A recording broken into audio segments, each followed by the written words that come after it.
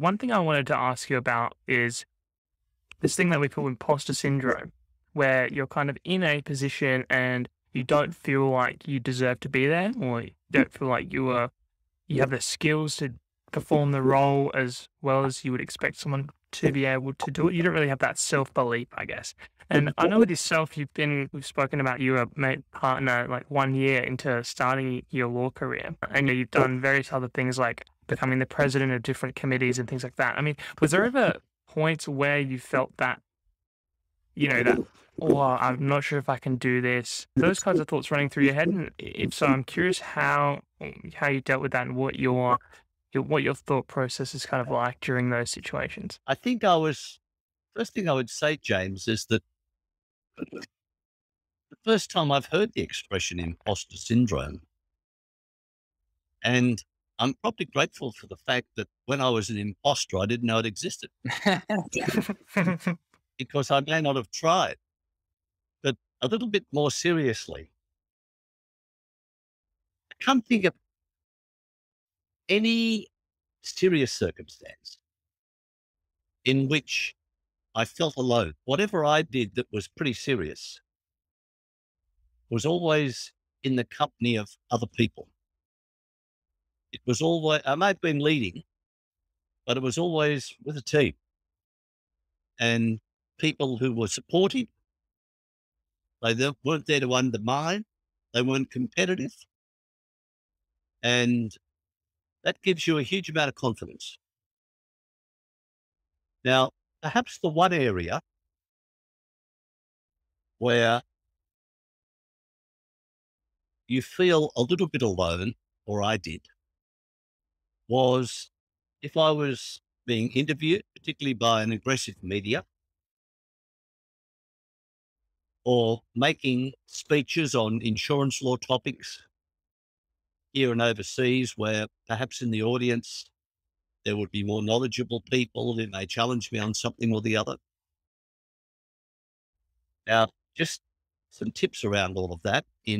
As I may have indicated before, in the late 70s within the Law Society, I got a lot of presentation and public speaking and media training because we were just, as a legal profession, we were just moving into marketing first time. Mm-hmm. Before that, the ethics of the profession were that touting was a terrible thing, that you asked for work and advertise or any of those. So suddenly here we were having to sort of be out there with all those other sorts of people that undertook advertising.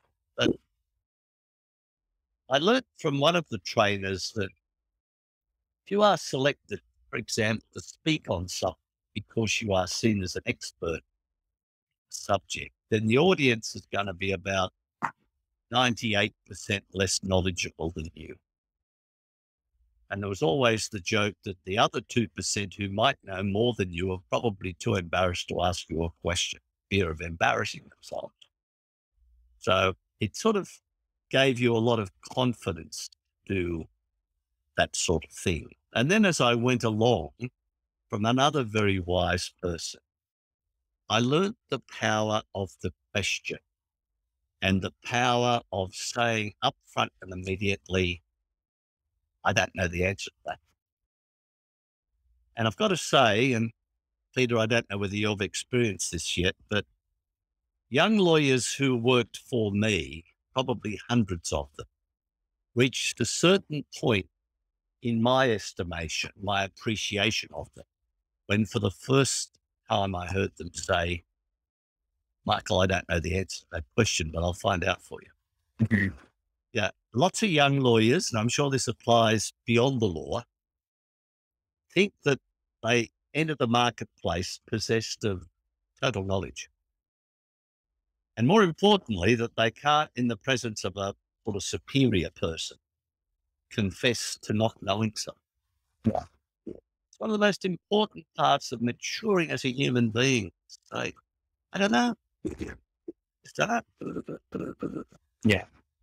No, and Now, I do relate to that a little bit. You don't want to, I don't know, I guess sometimes in my mind, or I'm sure other younger not just young lawyers, I'm sure it's applicable to all young professionals, would just fear of looking stupid or something in front of their boss or someone, more superior that they work with. But that's definitely something I will take on board from this.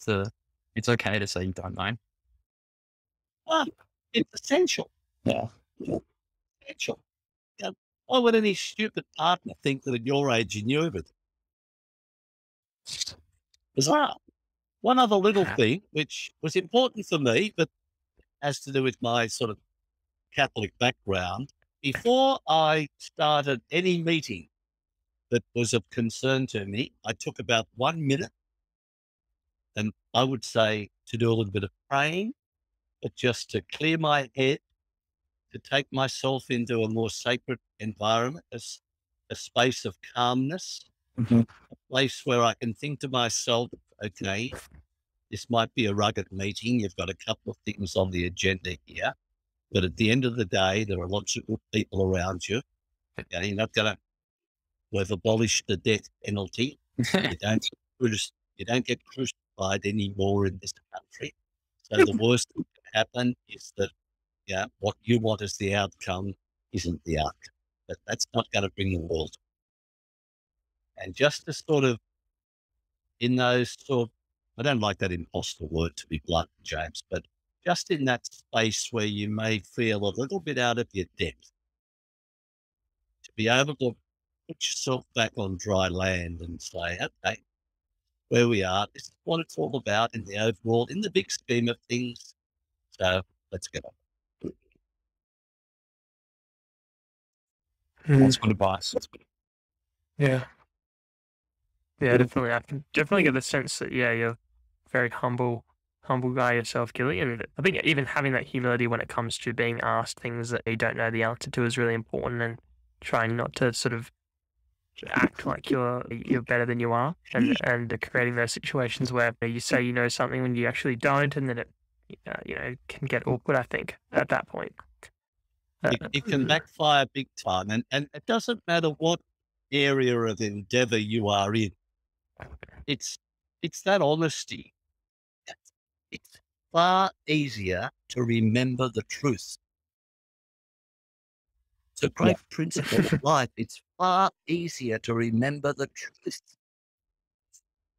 Whereas if you're guessing and you're throwing stuff out, didn't you tell me 2 weeks ago when we were talking about this, that you're then pressed to remember your lie?